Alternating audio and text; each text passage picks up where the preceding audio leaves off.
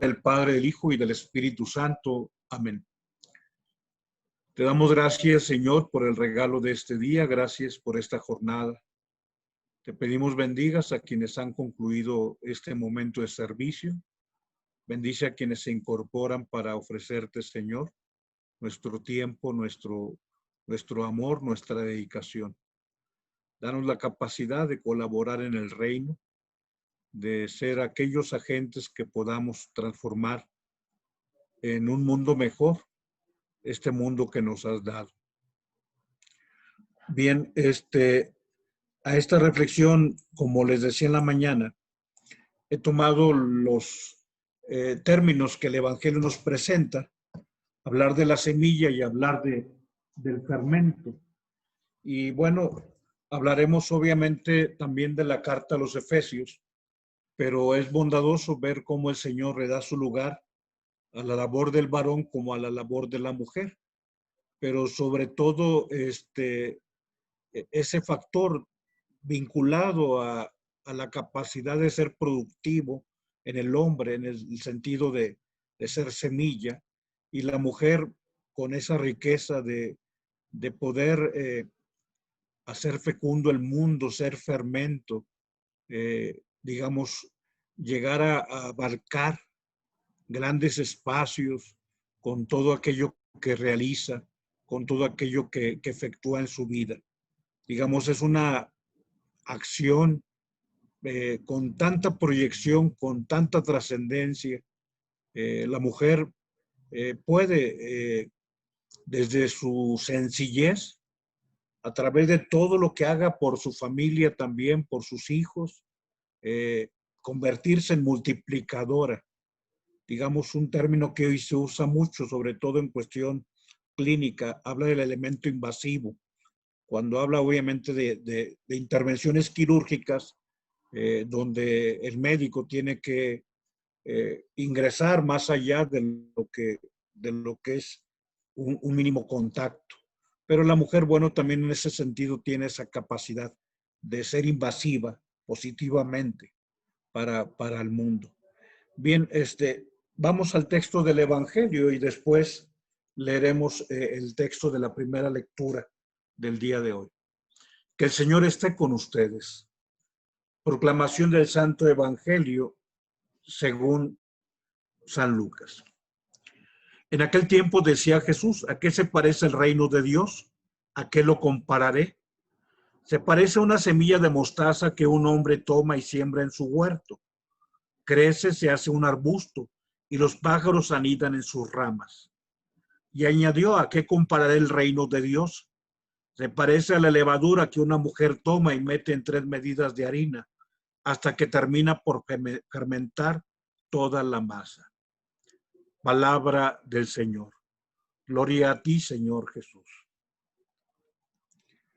Bien, hablemos de la semilla y del fermento, pero de una forma especial visualizada desde lo que significa la labor de Cristo y la labor de la Iglesia referida a la acción del varón y la acción también de la mujer. Por eso, adelante quiero que leamos este texto de la primera lectura que el día de hoy se nos ofrece. Muchas personas cuando escuchan ese texto, sobre todo cuando habla acerca de la palabra someterse, no les agrada. Digamos, tienen toda la razón en argumentar y todo ello. Yo en lo personal, yo sí quiero decirte, y te lo digo sin ningún tapujo, yo me someto a la orden de mi obispo.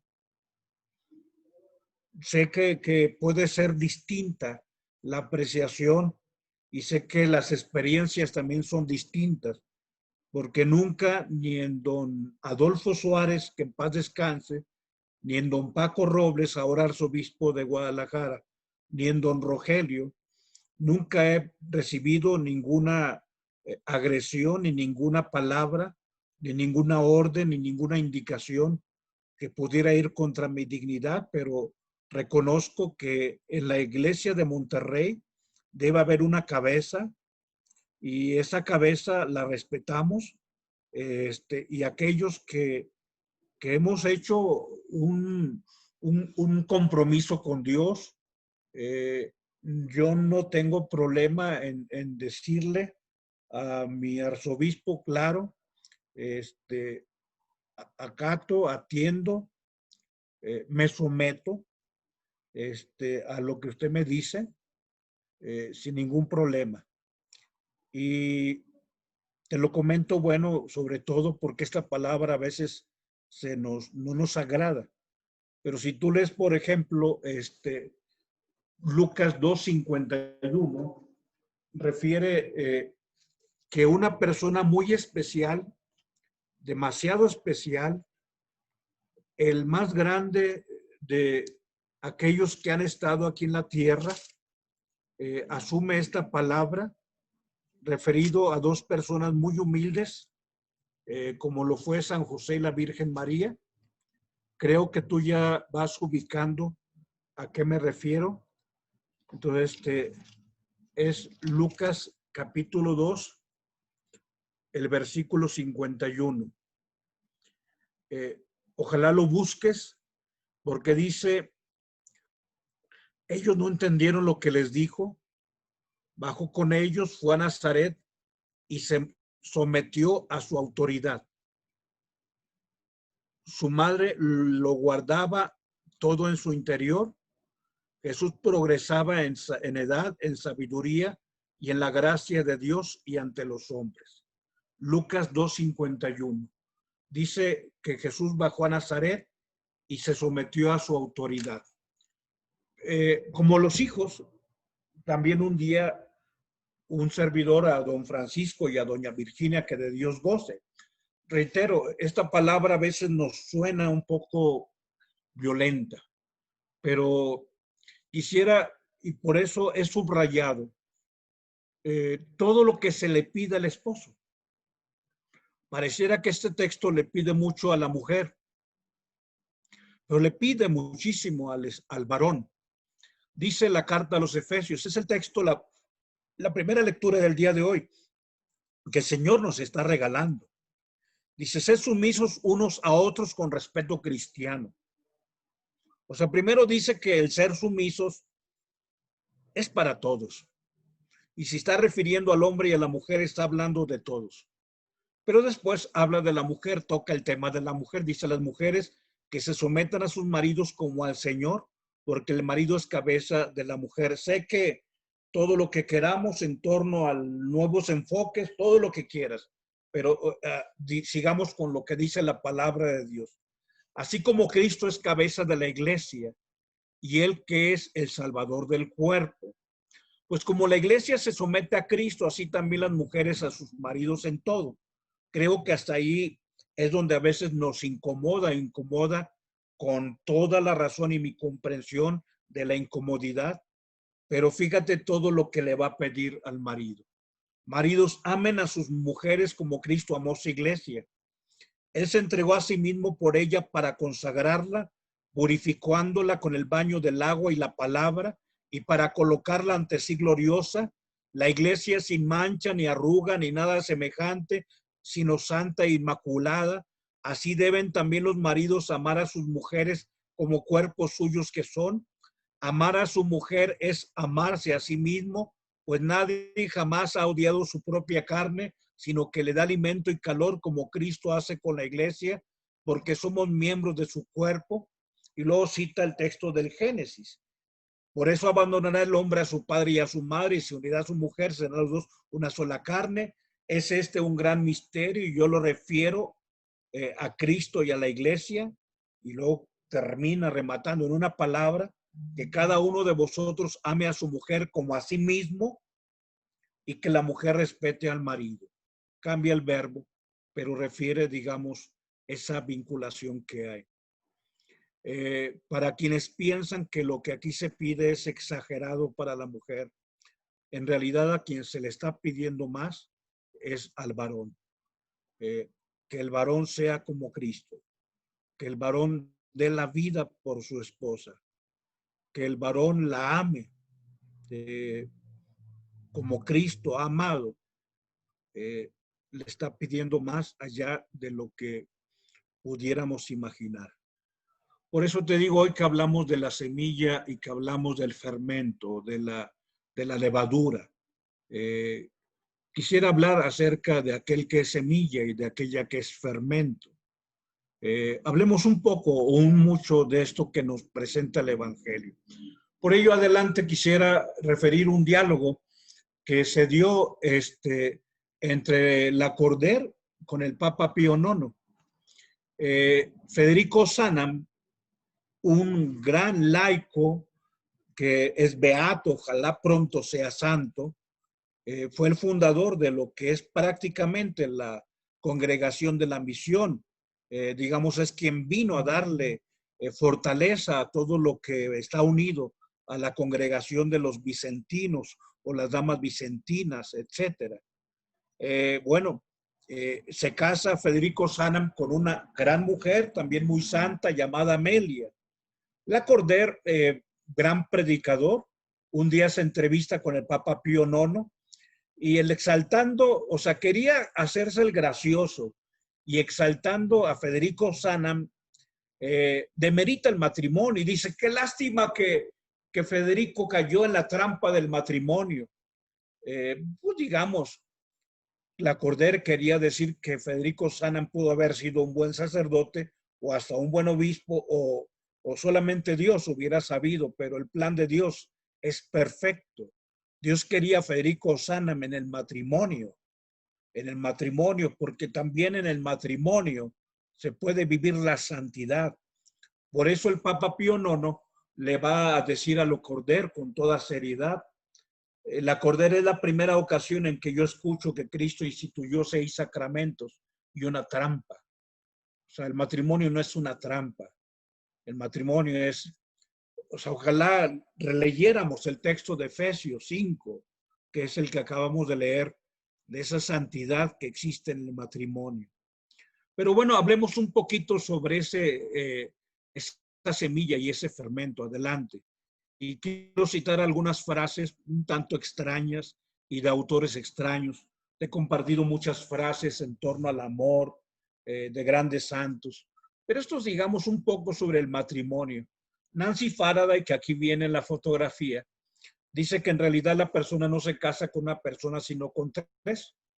Primero, la persona que tú crees que es, segundo, lo que en realidad es, y tercero, lo que va a resultar o convertirse la persona precisamente por haberse casado con él o con ella. Entonces son 3 personas hablando de aquello que está dentro del amplio espectro de nuestra vida. Y Jacques Chardonnay, que aquí viene también en la fotografía, quizá con términos un tanto, digamos, para provocar broma, dice que la mujer llora antes del matrimonio, dice el hombre llora después del matrimonio.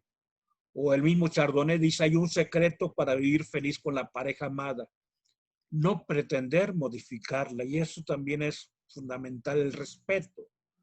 Lo que la persona modifique por sí misma o por sí mismo es lo más bello que puede haber, aquello que nos van haciendo y que nos va transformando. De Dave Mueller dice que un matrimonio excepcional no se da cuando se casa una pareja perfecta. Se da cuando una pareja imperfecta, como todas, aprende a disfrutar sus diferencias. Y este refrán español, la mujer se casa creyendo que el hombre cambiará, el hombre se casa creyendo que la mujer no cambiará, y ambos se equivocan, porque el hombre no cambia y la mujer sí cambia. Y bueno, de Oscar Wilde, el irlandés, dice que el cónyuge perfecto es quien no espera que el cónyuge sea perfecto. Tiene razón. El cónyuge perfecto es quien no espera que el cónyuge sea perfecto y quien le ama y le acepta así como es la persona.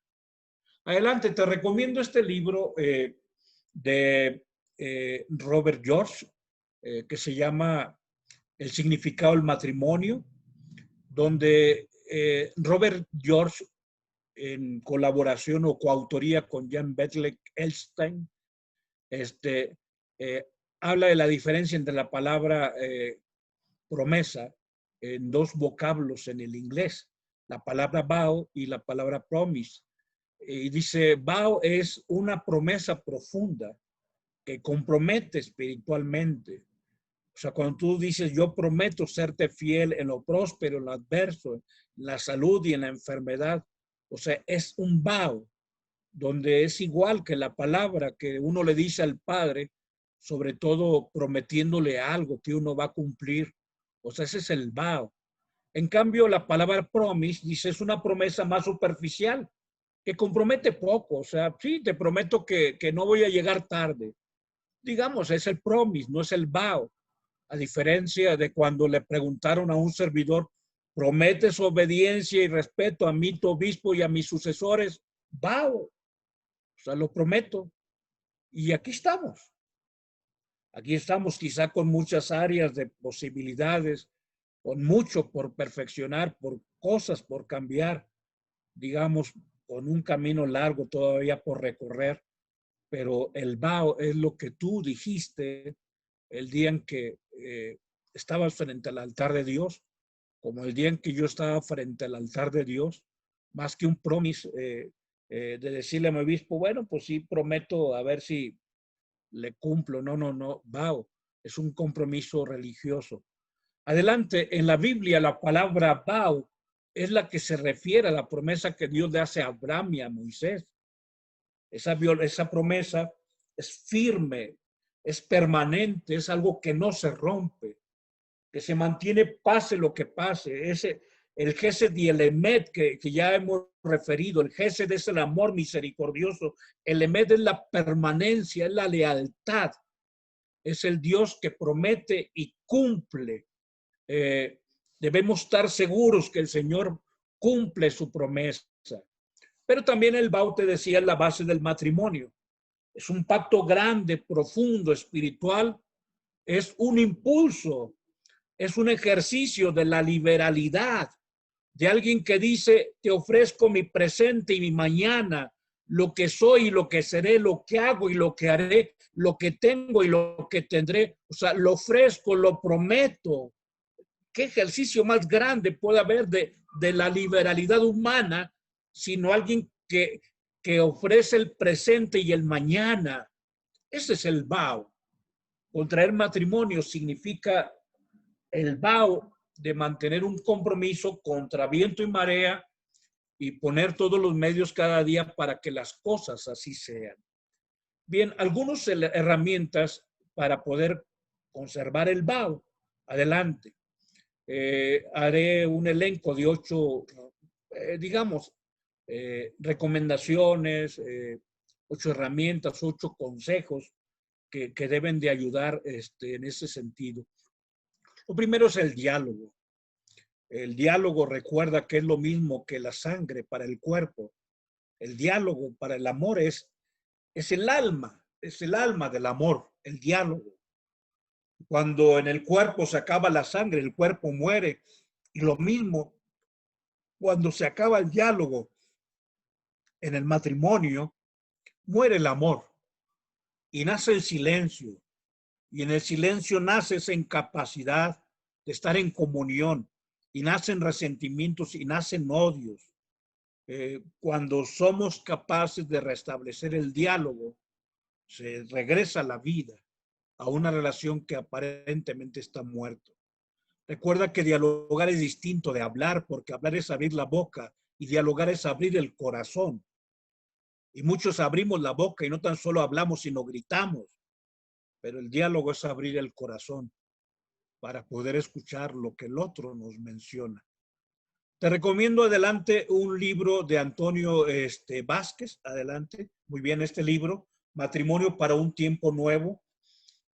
Todos los libros de Antonio Vázquez, la verdad, son muy buenos.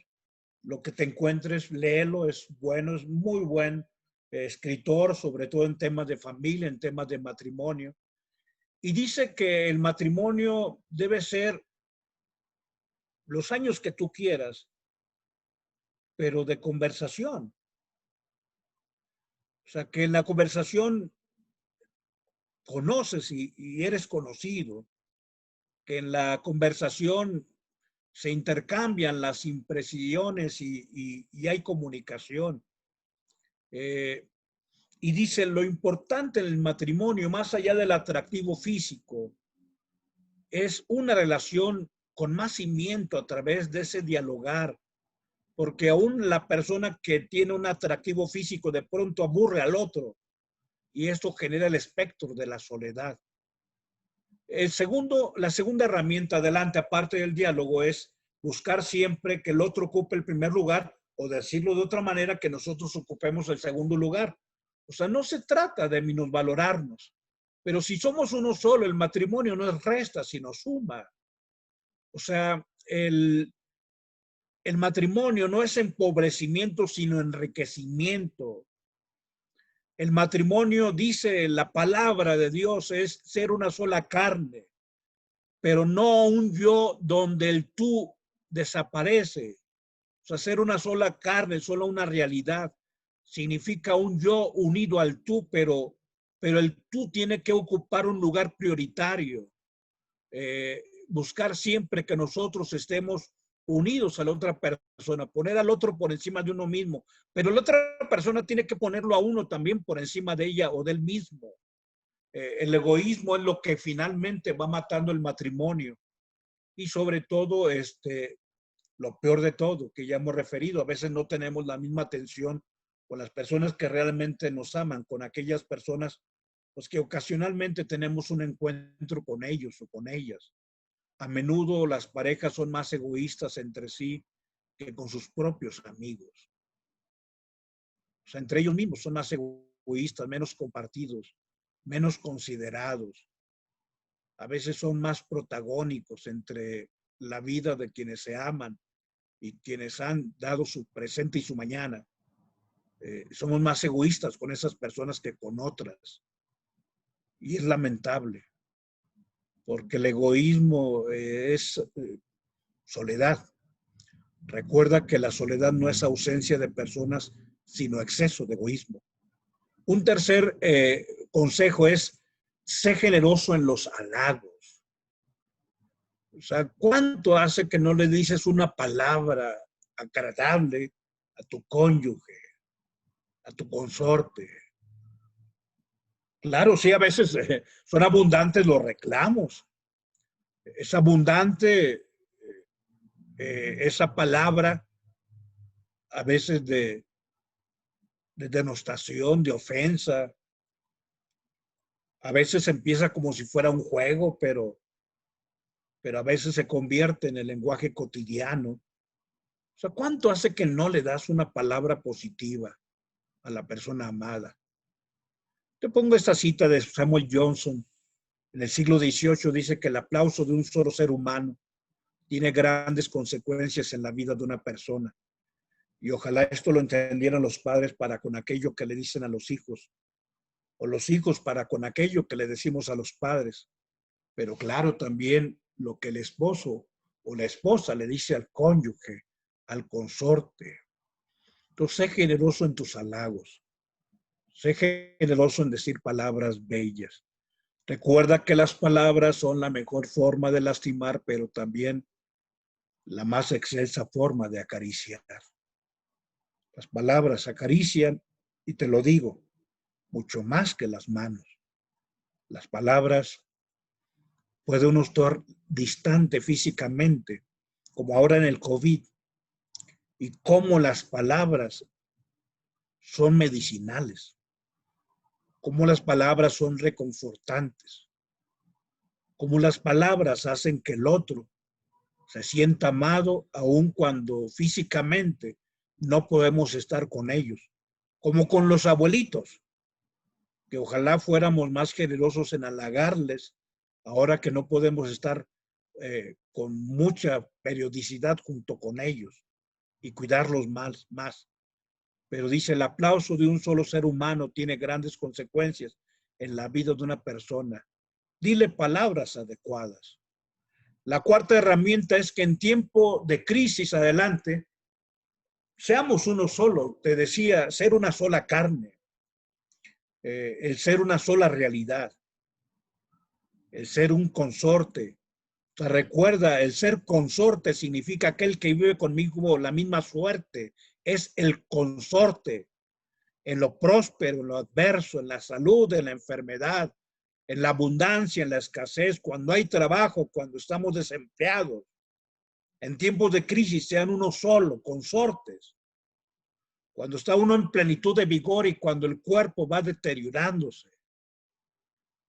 Pero también, aparte de ser consorte, ser cónyuges. Y el cónyuge es el que carga conmigo el mismo yugo, los que tenemos una misma función, una misma misión. No dejarle al otro que haga lo que es de dos. Es lamentable. O sea, que el otro tenga que hacer lo que es para dos. En tiempos de crisis sean uno solo. Y es que en realidad, si tú ubicas tu historia, sabes que los tiempos de crisis son los que más te han unido con la persona que amas. Porque estar cuando todo nos sonríe con la persona amada es fácil. Estar con la persona amada cuando todo se nos da es lo más fácil. Estar con la persona amada cuando tiene uno un buen ingreso y los bolsillos con buen dinerito es lo más fácil. Estar con la persona amada cuando tienes plenitud de vigor es fácil. Pero estar con la persona amada cuando nada se nos da, eso se llama amor duradero, fidelidad. Estar con la persona amada cuando nada se nos da, cuando no tienes un quinto en el bolsillo, cuando te endeudas hasta el cuello, se llama amor duradero, es decir, fidelidad. Fidelidad es el nombre que el amor toma cuando los años pasan. El quinto consejo, adelante, pasen más tiempo juntos. Hace falta ubicar que son uno solo. Que es cierto que cada uno es un proyecto, pero tienen que hacer un proyecto común. Aquella expresión de Antoine Saint-Exupéry que dice que el amor no consiste en mirarse el uno al otro, sino en mirar los dos en la misma dirección. Pero eso se logra gracias a que pasan más tiempo juntos. O sea, hablar de medias naranjas, más bien es hablar de dos enteros, de dos completos, de dos personas íntegras que se aportan, que comparten. O sea, hablar de que las parejas felices tienen una vida independiente, un interés independiente, actividades independientes, no. Su vida debe ser juntos, sus intereses deben ser juntos, la actividad debe ser juntos. Esto es madurez. Yo sé que la palabra madurez es tan ambigua y tan difícil de traducir, pero para mí en el matrimonio, el ser maduro para el matrimonio, es el saber conjugar los verbos juntos, en plural. No es mi tiempo, sino nuestro tiempo. No es mi vida, sino nuestra vida. No es mi proyecto, sino nuestro proyecto. No es mi ilusión, sino nuestra ilusión. No es mi cansancio, sino nuestro cansancio. Hacer las cosas juntos. Y bueno, aquí te refiero también otro consejo, otra recomendación de un libro de Katherine Johnson,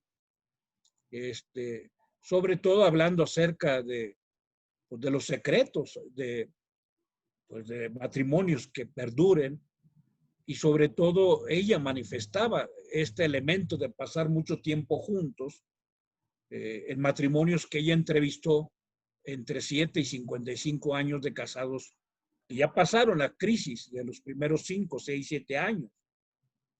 Pasar mucho tiempo juntos. El sexto consejo es creer siempre lo mejor de la otra persona. O sea, aquí no es otra cosa sino hacer vida lo que dice la primera carta a los Corintios. El amor disculpa sin límites, el amor cree sin límites, el amor espera sin límites, el amor soporta sin límites.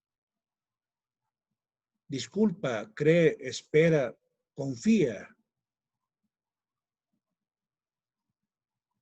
Cree siempre lo mejor y no lo peor. Es una pauta siempre para creer siempre lo mejor del otro. Cuando tú ya no crees ni esperas algo bueno del otro es porque el amor ya se deterioró. Un solo ejemplo. Él se retrasa el traslado del trabajo a la casa. Y ella, en lugar de pensar y orar, Señor, que esté bien mi esposo, piensa, ya se debe haber ido otra vez con los sinvergüenzas. O sea, ¿qué es lo primero que piensas? ¿Lo peor? Tengo que decirte que hay algo que está debilitado en tu matrimonio. Claro que la confianza se gana, pero ojalá que se pueda fomentar siempre la confianza. El número 7 es expresar el amor con frecuencia y con creatividad.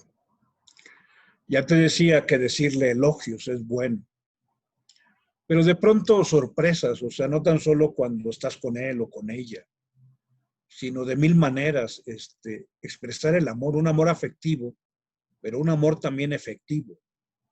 Eh, claro las palabras, claro los mensajes, claro un WhatsApp, o sea, pero de forma especial piensa en aquello que pudiera sorprender al otro, a ella, pero también a él.